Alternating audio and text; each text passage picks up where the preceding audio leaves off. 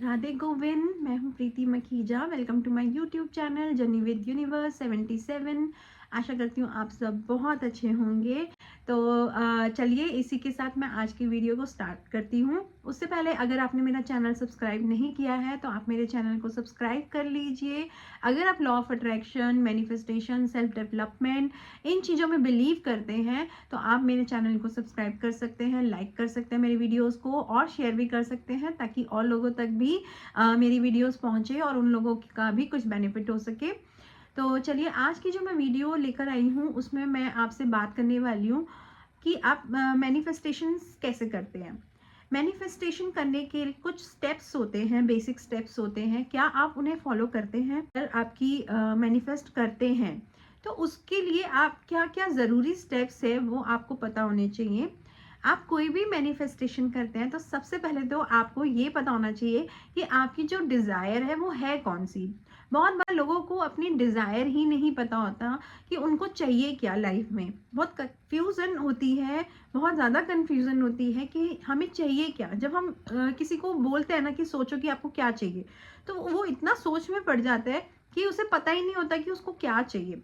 इससे पहले आपको अपनी डिजायर बतानी चाहिए। उस डिजायर में सेकेंडली क्लियरिटी होनी चाहिए। अब मान लीजिए आपको पैसे चाहिए, बट कितने पैसे चाहिए आपको, उसकी क्लियरिटी आपको देनी है। आप मैनिफेस्ट करो कि मुझे तो बहुत सारे पैसे चाहिए।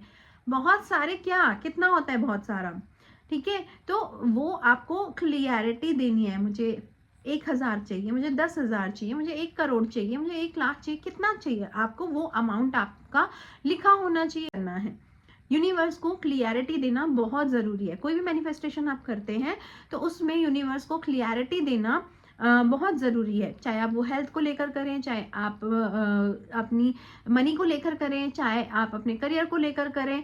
कोई भी चीज़ अगर आप मैनिफेस्ट कर रहे हैं तो उसमें आपको क्लियरिटी देना बहुत ज़्यादा ज़रूरी है। आपने क्लियरिटी दे दी, डिज़ायर पता चल गया, तो अब आपको अपनी उस डिज़ायर पे फोकस होना बहुत ज़रूरी है।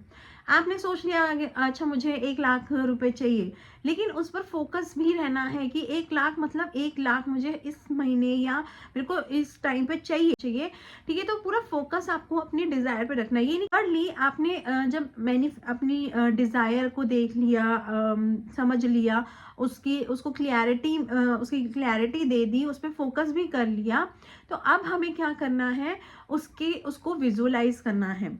उसको आपको विजुअलाइज करना है या फिर आप लिख सकते हो। ठीक है, जो मेथड आपको सही लगे वो आप कर सकते हो। विजुअलाइजेशन करना है तो विजुअलाइजेशन कीजिए, राइटिंग करनी है उसकी तो आप राइटिंग कीजिए। जो आपको सही लगे वो आप कर सकते हैं। ठीक है, जैसा आपको इजी लगे।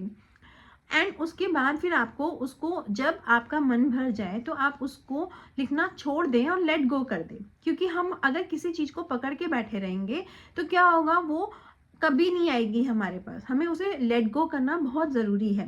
तो आपको, जैसे अगर मैं एक बार एग्जांपल दूं कि एक छोटा बच्चा है और वो जिद पकड़े हुआ है कि मुझे तो ये खरीद के दो, मुझे तो ये खरीद के दो, ये टॉय चाहिए मुझे, ये मेरे को ये चाहिए ही चाहिए। बच्चे पीछे पड़ जाते हैं ना, रोने लग जाते हैं, अपने पेरेंट्स के पीछे पड़ जाते हैं। फिर जब वो थक हार जाते हैं, चुप हो जाते हैं, वो बोलना ही छोड़ देते हैं। ठीक है, उसके बाद पेरेंट्स को भी लगता है चल यार दिला दो, बहुत पीछे पड़ा हुआ था। तो सेम चीज हमारे साथ भी होती है। यूनिवर्स हमारे को भी उसी तरीके से ट्रीट करते हैं। हम किसी भी अपनी डिजायर के पीछे जब पड़े रहते हैं, पड़े ही रहोगे, तो पेरेंट्स को भी एक जिद चढ़ जाएगी कि नहीं दिलाना तो नहीं दिलाना, ऐसे यूनिवर्स कि नहीं देना तो नहीं देना, है ना। आप जब तक उसको छोड़ोगे नहीं से वहां से नहीं आ पाएगा, वो नहीं देंगे हमें, है ना। तो हमें लेट गो करना बहुत जरूरी होता है, देना है। ठीक है, सिंपल। देन उसके बाद जब आप लेट गो कर दें तो अब आप ये सोचिए कि आपने जो मैनिफेस्ट किया है उसके लिए क्या एक्शन रिक्वायर्ड है। आपने अगर मनी के लिए कर रहे हो तो जो मनी आपने मैनिफेस्ट की है उसके लिए आपको क्या क्या करना पड़ेगा, आप उस पर एक्शन लीजिए। उसका एक फिगर आउट कीजिए कि आपको उसके लिए कैसे कैसे एक्शन लेना है, कैसे कैसे काम करना है। क्योंकि देखिए सिर्फ लिख देने से तो नहीं होगा, अगर आप एक्शन नहीं करोगे तो कुछ नहीं होगा। एक्शन लेना भी बहुत ज़रूरी है। ठीक है, हाँ ये है, होता है कि जब हम एक्शन लेते हैं तो चीज़ें हमारे सामने इजी आ जाती हैं। हम हमें यूनिवर्स अपने आप उन लोगों से मिलवाने लग जाता है जो हमारी सक्सेस में हेल्प करते हैं। ठीक है, हमारे लिए चीज़ें आसान होनी शुरू हो जाती हैं और वो जल्दी जल्दी आनी शुरू हो जाती हैं। लेकिन एक्शन तो लेना पड़ेगा ना, आप सिर्फ लिखते जाओ, सोच लो दिमाग में, ऐसे नहीं होता है। आपको उसके लिए एक्शन लेना बहुत ज़रूरी है। आई होप कि आप समझ पा रहे होंगे। देन उसके बाद आप जब एक्शन ले लिया, आपने उस चीज़ को करना शुरू कर दिया, उसके ऊपर काम करना शुरू कर दिया, तो आपको ये समझना है कि अगर उस चीज़ के लिए आपके सामने कोई आ रहा है, तो आपको उस पर विश्वास रखना है और ट्रस्ट रखना है कि हाँ, ये मेरे उस मैनिफेस्टेशन की वजह से ही हो रहा है। जो मैंने मैनिफेस्ट किया था, तो ये मेरे अच्छे के लिए हो रहा है। उस चीज़ के लिए आपको हमेशा ट्रस्ट बना के रखना है। तो पेशेंस रखना तो पड़ेगा ही पड़ेगा डेफिनेटली, क्योंकि लॉ ऑफ अट्रैक्शन उन लोगों के लिए नहीं है जो लोग पेशेंस रखना नहीं जानते, जिनको इंस्टेंट रिजल्ट चाहिए, वो लोग इसमें सक्सेसफुल नहीं हो सकते हैं। सक्सेसफुल होने के लिए आपको पेशेंस रखना पड़ेगा, आपको अपने ऊपर काम करना पड़ेगा, तभी आप लॉ ऑफ अट्रैक्शन में सक्सेसफुल हो सकते हैं। जब हम कुछ मैनिफेस्ट करते हैं तो हमारे लिए चीज़ें बहुत मिराकुलस वे से घूमना शुरू हो जाती है, बहुत अच्छे तरीके से घूमने लग जाती है, अच्छे तरीके से हमारे फेवर में आने लग जाती है। आपको अपने भगवान पे विश्वास रखना पड़ेगा कि मैं जो कर रहा हूँ उसमें करने में वो मेरे साथ हैं। ठीक है, तो ये आपको उन पर बिलीव बनाना पड़ेगा, अपने ऊपर बिलीव रखना पड़ेगा कि मैं जो कर रहा हूँ ना, वो बिल्कुल सही है और ऊपर वाला मेरे साथ है और वो हर चीज़ मेरे लिए अच्छे वे में कर रहे हैं। तो इस एंड लास्ट में आपको ये ध्यान रखना है कि अगर आपकी मैनिफेस्टेशन पूरी हो जाती है, तो आपको ऊपर वाले का धन्यवाद ज़रूर करना है, ग्रैटिट्यूड पे ज़रूर करना है, थैंक्स गिविंग होना बहुत ज़रूरी है। अगर आप सिर्फ मैनिफेस्टेशन करते जा रहे हैं और थैंक्स नहीं पे कर रहे गॉड को, ऊपर वाले को, तो फिर आपकी वो चीज़ जो आपको मैनिफेस्ट होके मिली है वो आपसे छिन भी सकती है, क्योंकि हमें ग्रैटिट्यूड करना भी बहुत ज़रूरी है। जो चीज़ें हमें मिल रही हैं, वो सब हमें यूनिवर्स की वजह से ईज़िली मिल रही हैं, आसानी से मिल रही हैं, क्योंकि हम उनके साथ अलाइंड हो गए हैं, हम उनके साथ कनेक्ट हो गए हैं। साथ ही हमारी एनर्जी लेवल इतना हाई रहता है कि हम चीज़ों को ईज़िली मैनिफेस्ट कर लेते हैं।